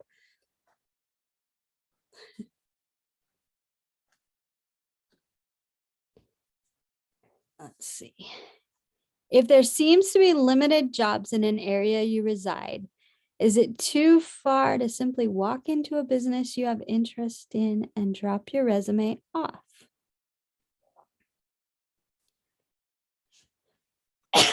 I think it shows initiative. I think it shows that you are willing to do what it takes to find a position, to make yourself known and to get hired. So I think many times you will be politely redirected to apply online, but getting that kind of face time is a good thing still, I think. So if you're local, going into a place and saying you are interested in the position that you saw advertised on whatever, and you would like to share your resume or whatever, I think that might be still received pretty well for the most part. Any of you who work in real offices with real people and not in your home office with your cat want to chime in? That would be really good. I work in accounts payable now at my company, but I used to also work at the front desk, and we would receive resumes from people who would walk in, and we would still interoffice the resume to HR, to the hiring area and HR. And we also told whoever wanted to apply to do so online as well. Right. So that's how HR told us how to do it. Okay. All right. Okay. Yeah. So at the very least, you'll get information on how to apply. We inter-office mailed our applications too if it was for the hiring team in other buildings. Okay, so that's really nice that they would send it over to HR. For us, it did make a difference if the manager liked you when they met you. Yeah, so probably making sure you're not going in demanding anything is probably a good thing. But if you're going in with a pretty humble, relatable attitude, interested in pursuing an application, you're a pretty friendly kind of person, that's probably have a better outcome than going in with any sort of pretentious, demanding, arrogant attitude. But I think that's true for most things. I will add to, a lot of them dress very professionally, even if it was just dropping off an application. And so we noted that as well. Good. Thank you. People. Yeah, thanks for mentioning that. So the more professional you can dress, the better. Even if you are going into a place where you know that everyone who works there is pretty casual, maybe it's a t-shirts and jeans or a sweater and jeans kind of place, still going in dressed professionally is a better look. And you should get better reception than if you went in, in your gym clothes. Well, and if you are going in for a position that is in high demand, like I worked in the medical field. So if you were a nurse or a medical assistant when you walked in, and we were desperate to hire them, our manager would come out and she would talk to somebody and she would call HR and say, hey, this person is applying. They came in with this resume. I would like you to send them over for an interview. It just made a big difference on walking in sometimes, because sometimes it's so impersonal going through this practice of applying to an HR that hires, say like Trinity Health, that hires for a whole huge organization.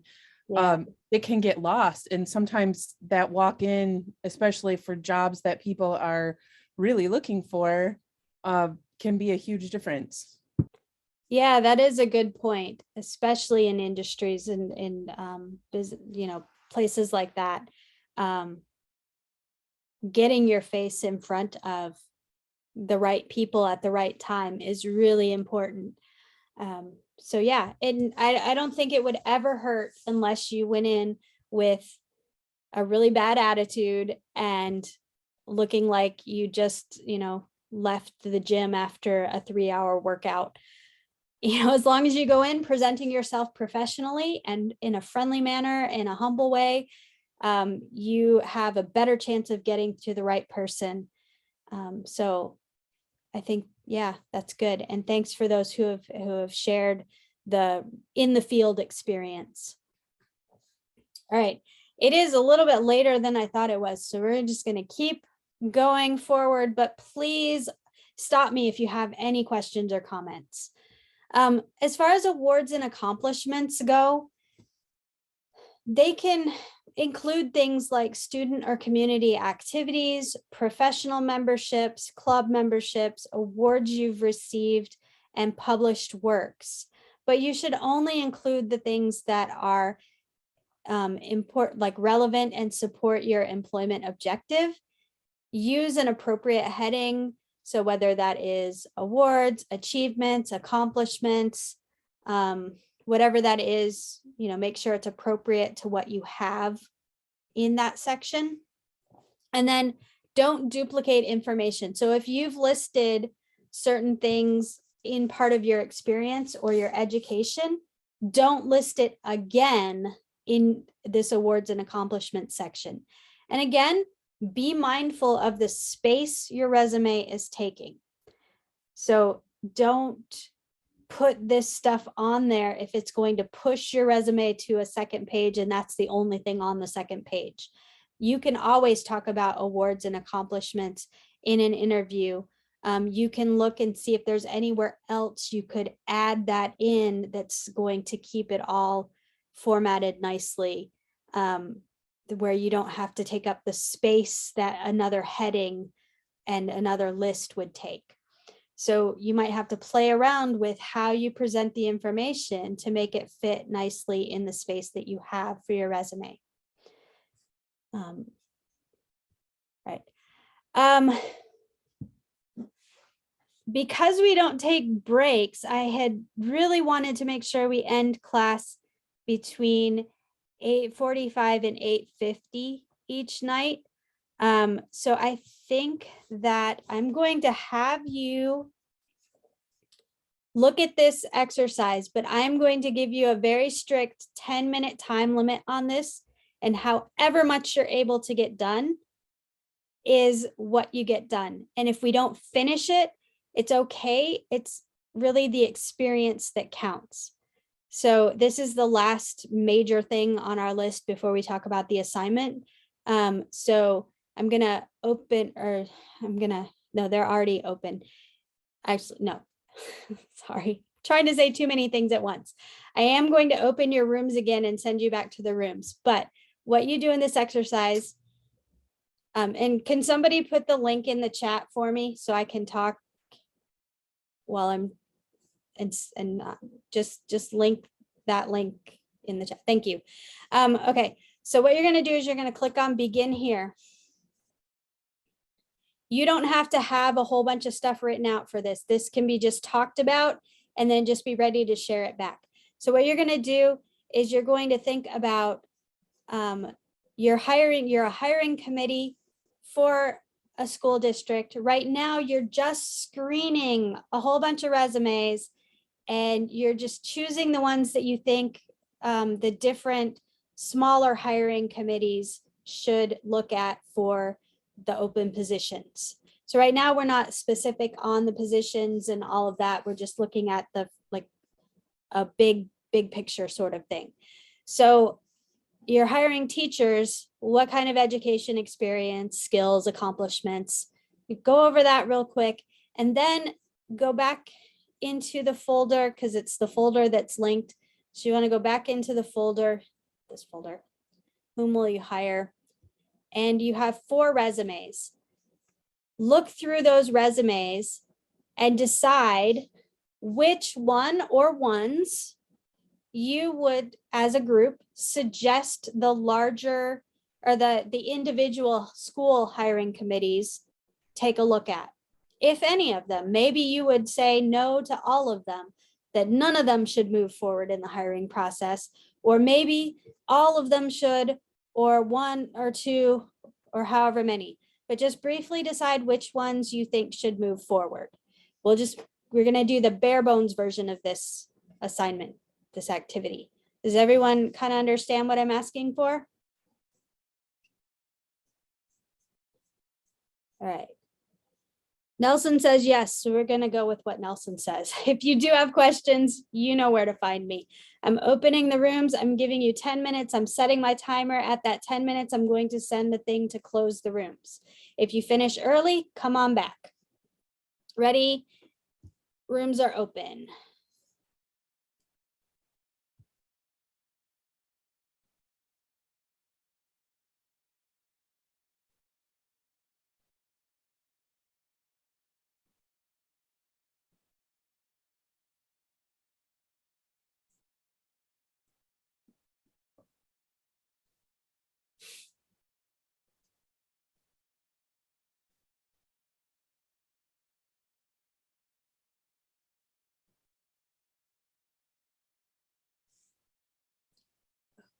Oh, Grace, no wonder you're confused.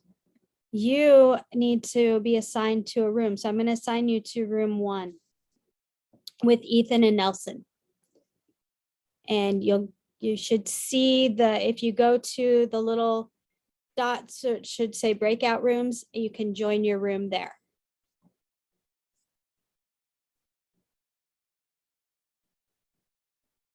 Great.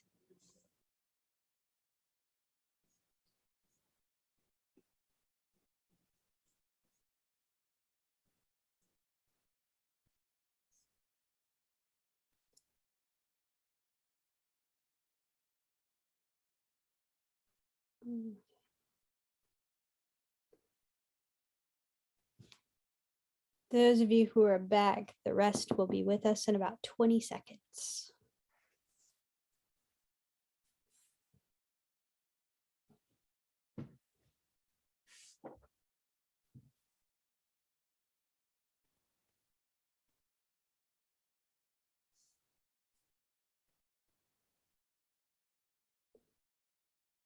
Okay, so we're just going to quickly go one by one with these resumes, and you tell me if you would move this person forward for the next stage of the hiring, or if you would say, not so sure about this one, we'll give it a miss this time.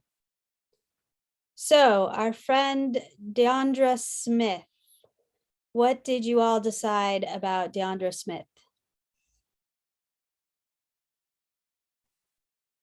Move Great forward. resume, extremely professional. I'd move forward. Great resume, Yeah. extremely professional, move forward. Clear choice. We would have called her. Is there anyone who would say, no, we will not move this one forward? Not the clear choice, but you would have called her?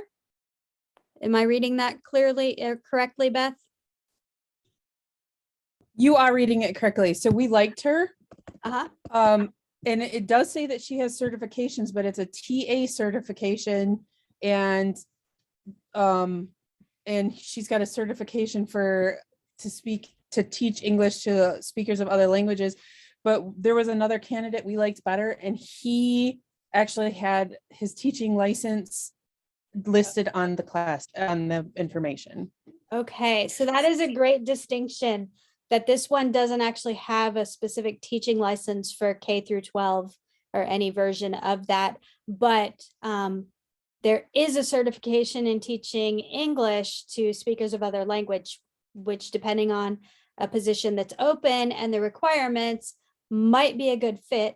Otherwise, this is a good resume, generally good presentation of her characteristics, her traits, qualifications, experience.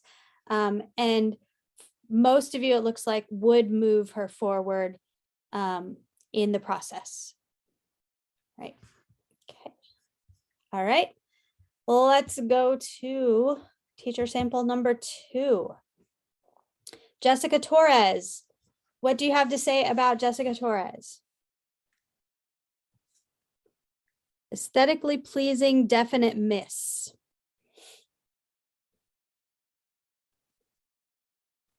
Wouldn't let her teach my kids English. Aesthetic was on previous one. Oh, the aesthetic was on the previous one. Okay, got it. So Jessica Torres, we've got a definite miss and another basically definite miss at the English level. What else would you guys like to say here? Early childhood experience would call if it was for a daycare position, but not the kindergarten through 12th grade that we're looking at. Any other comments on this particular resume and this candidate? Was anyone willing to move her forward? Oh, and this extra thing here, I think is my fault. I think I did something and made it that way and didn't realize it. So that's not her fault, as far as I can tell.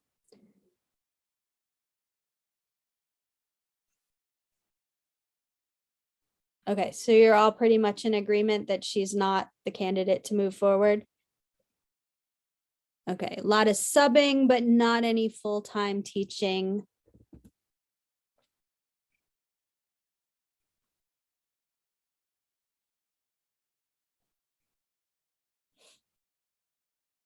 Okay. All right, I'm not hearing anyone advocating for her, so we're gonna go on to sample 3. Somebody else has already said they like the guy, but the LinkedIn goes to the same man, but a photographer. Interesting. I didn't. Okay, grammar issue.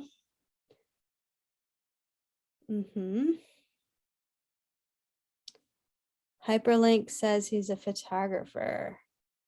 So if you go there, you're going to find a photographer and not a teacher. He's maybe misrepresenting himself, or I don't know. What other things do you notice that are maybe not so good about this one? Or is anyone going to say, yes, we want this guy?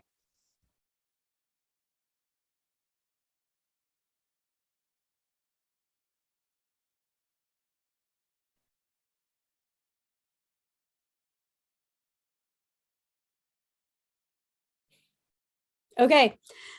It sounds like you're not interested in Chad Davies, so let's go on to the last one. John Smith. What say you about John Smith and John Smith's resume? Not very professional at all. I would not call him.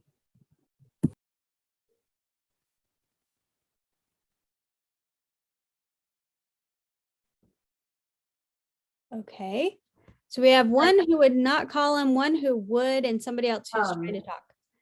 I do like his teaching achievements, how he put that on there, how he created a history day, and then later that was an interactive experience for students, you know, and they integrated it. And he was recognized as teacher of the year after only 2 years, you know, working there. I feel like that's,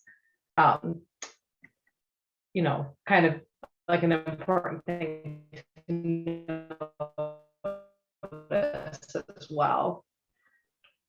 And to Okay. take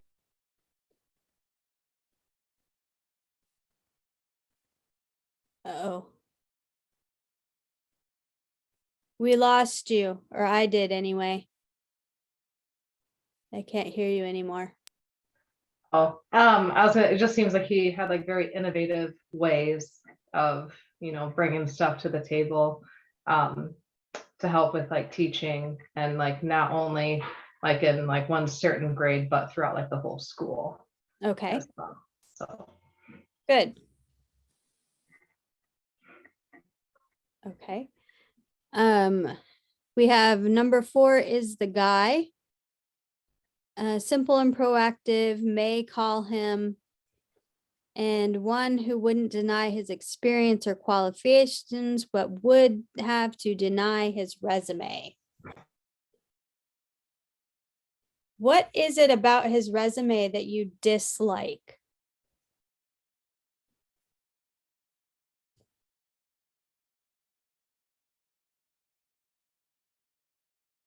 Anything specific?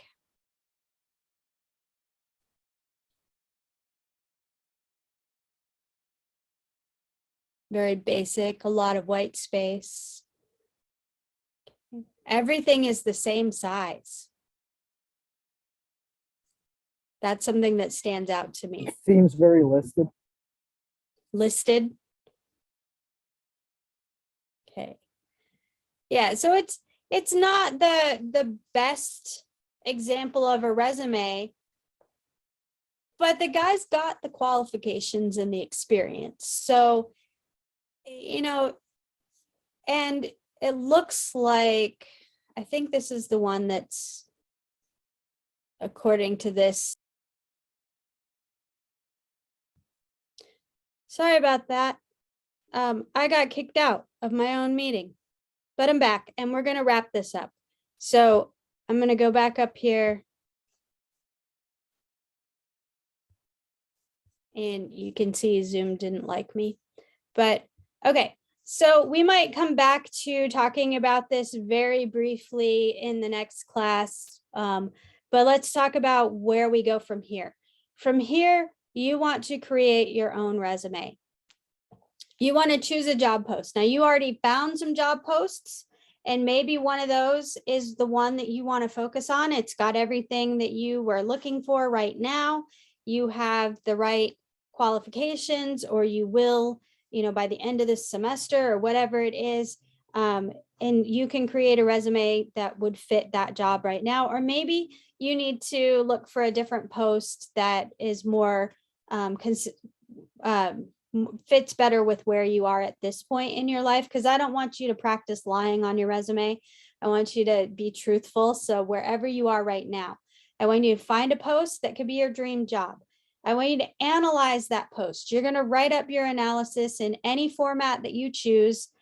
You're not going to be graded on spelling or punctuation or grammar or any of that, as long as it's clear that you spent time thinking about what this job posting is asking for, what this employer wants, and as far as the things that we looked at before with our job descriptions. And then you're going to create your draft of a resume. Real quick, I want to show you one place that you can look at templates. I don't necessarily suggest using them, and a lot of them are no longer free, although it used to be that all this stuff was free. But this is a good place to look at different templates and see what works well and what doesn't. Not all of these would be considered good resumes. So, you know, just looking through for ideas though of how to set yours up, what you like, what looks good. Also, Google image search resumes and see what looks good, what looks professional. You don't want to fall into the trap of, well, this looks really cool. We're not trying to look cool unless you're going into some area of graphic design, right? So you want to look into something that is going to serve you well.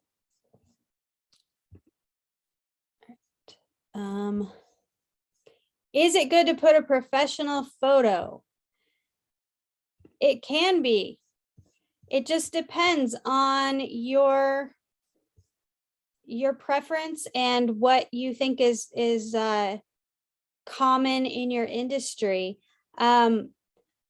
A lot of times people don't want their photos on their resumes because they don't want to be judged on the way they look before they're judged on their qualifications.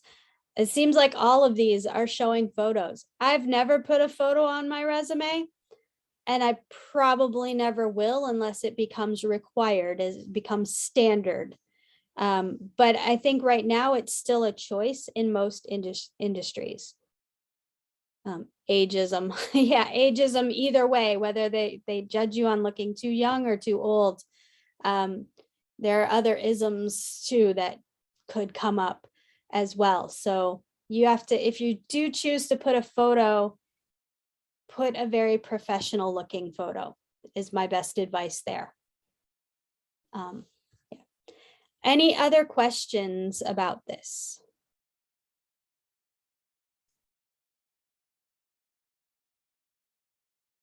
Okay, so you're going to create your resume draft. And there's also a little bit of reading that would be really fantastic if you could do before our next class.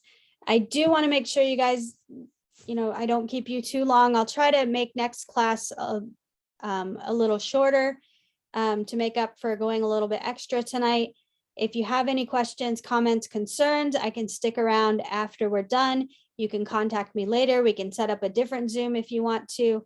But if everyone's clear on what you're supposed to do, then you're free to go, but I'll stick around until everyone has logged out. Thank you for a good class and for all your participation and work today. Thank you. Thank you. Thank you and good night. Thank you. Good night. Thank you.